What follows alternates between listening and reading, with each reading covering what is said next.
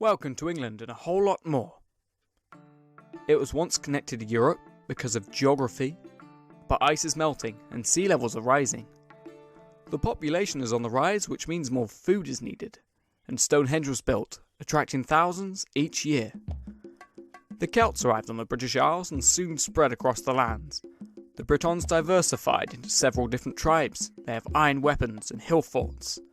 But the Romans said, "Hey, that's a nice island you got over there."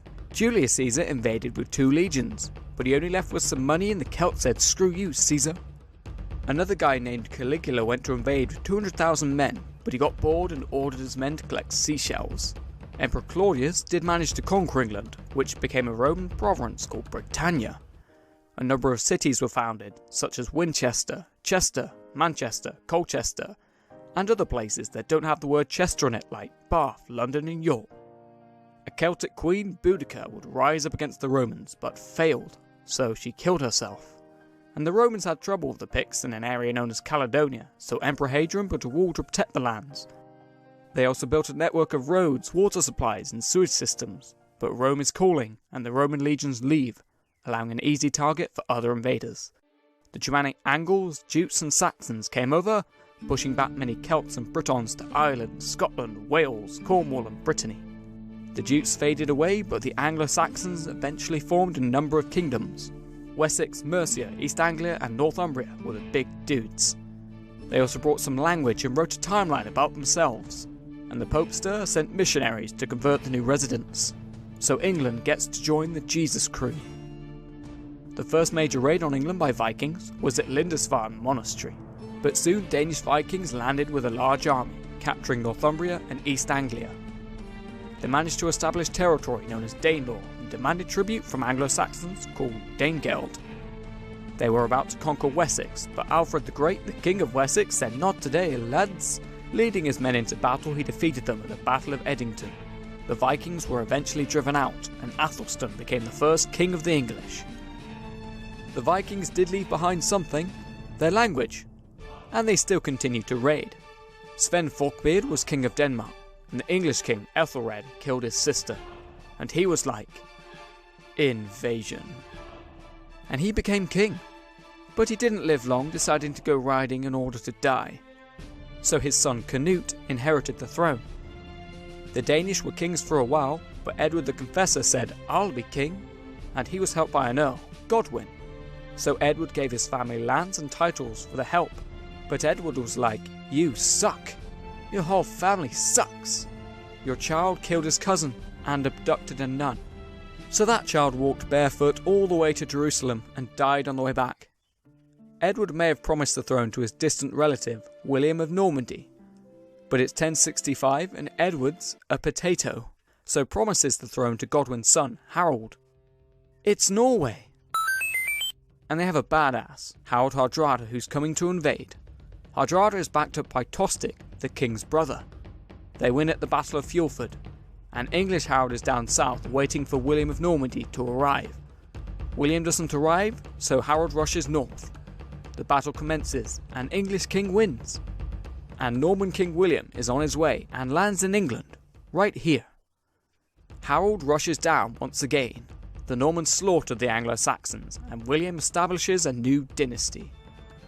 Revolts occurred all over England, so castles were put up all around the country. William even marched north and burned the city of York to the ground to put off future revolts. The conquest brought the Domesday Book, more language, trial by combat, and work on the Tower of London. Fast forward to King John, who lost Normandy. Great job. John signed the Magna Carta, setting the stage for English rights and laws. Heads up, it's knowledge. With 2 universities, Oxford and Cambridge. But wouldn't it be nice to take control of Wales? Edward I said yes, and conquest complete. He made his son the Prince of Wales, setting up a long line for princes of Wales. He also liked governing, so called the first representative parliament. Next on the list for Edward was Scotland. However, Robert Bruce defeated the English king and declared independence for Scotland. Edward III tried invading Scotland also. Failure again.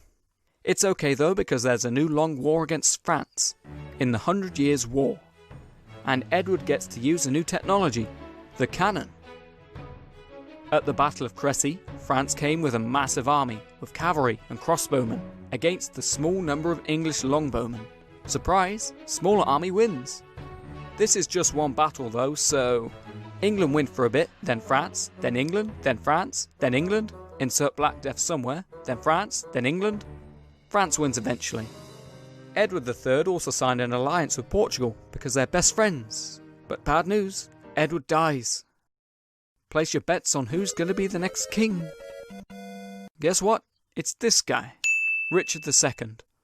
Now this guy's son deposes him, meaning Henry IV, Henry V, and finally Henry VI. And these guys are from the House of Lancaster, but spoilers, the House of York still has a claim. Henry VI married Margaret of Anjou, a French princess who was beautiful and ambitious. She hated Richard of York, an advisor to the king. Margaret wanted her children to be the next king, and thought Richard, a descendant of Edward III, might get in the way of this. She promoted other advisors for the king, so Richard was sent away to Ireland. Margaret installed a new advisor for the king, the Earl of Somerset. However, Richard of York returned with an army to reform the court. He was installed as protector of the realm after the king suffered a mental breakdown. A year later, Henry recovered, and Margaret encouraged Henry to reverse the reforms. Richard of York fled, but soon returned with an army.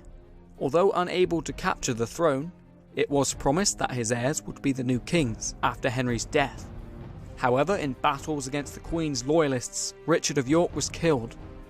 His son Edward IV captured the throne and won many battles against the Lancasters. Henry was captured while Margaret fled into exile with her son. However, Edward backed out of a marriage with a French princess and married a widow of a minor noble. This angered Edward's closest ally, the Earl of Warwick. The Earl of Warwick allied with the Lancasters and installed Henry as king again, but Edward recaptured the throne once more, with Henry dying in captivity. Edward V became king, but mysteriously disappeared, so his uncle Richard III took power. But it's not over yet, as Henry Tudor crossed the sea and killed Richard, the last king to die in battle. Henry Tudor was technically at Lancaster, so he married Edward IV's daughter, uniting the houses, and became Henry VII. Henry VIII, King of Studs, married 6 times, soon beheading a few queens and splitting with the church. He also incorporated Wales into England, giving them representation in Parliament. He declared himself the King of Ireland, although England only controlled an area known as the Pale. It wouldn't be long before the Irish plantations, however, where Irish lands were confiscated and given to the English settlers. Mary I became the first queen, but she's Catholic and killed many people who didn't agree with her religion, giving her the nickname Bloody Mary. Elizabeth came next, and she entered a long war with Spain. England supported the Netherlands in their independence movement, so Spain built an armada. But wait, this failed. England went to build its armada, but this also failed. England eventually entered a golden age of exploration, naval triumph, poetry, music, and literature. An English stoner named William Shakespeare may have impressed many people with his poetry, playwrights, and acting. He invented over 1,000 words for the English language, with words like eyeball, addiction, and swagger. England began its attempts at building an overseas empire by establishing the Roanoke colony. Well, this failed. So the first successful colony was at Jamestown, in Virginia, named after the Virgin Queen. Francis Drake also completed his navigation around the world, and John Hawkins began the English slave trade, and Guy Fawkes attempted to blow up Parliament, which is why fireworks are launched into the sky on bonfire night. It's Civil War time, parliamentarians versus royalists, and everyone is juggling sides, until Parliament wins, Charles is executed, and Oliver Cromwell dissolves the monarchy. Cromwell's child couldn't keep the soldiers happy, so the monarchy was soon restored. England took Jamaica from Spain, and New Amsterdam from the Dutch, which became New York. And oh no, there's a fire in London. Anyway, England got a scientific great person, Isaac Newton, who discovered gravity, and Scotland was doing their own thing, colonising Nova Scotia and losing it to the French. So finally, The Act of Union united the kingdoms of England and Scotland, becoming Great Britain.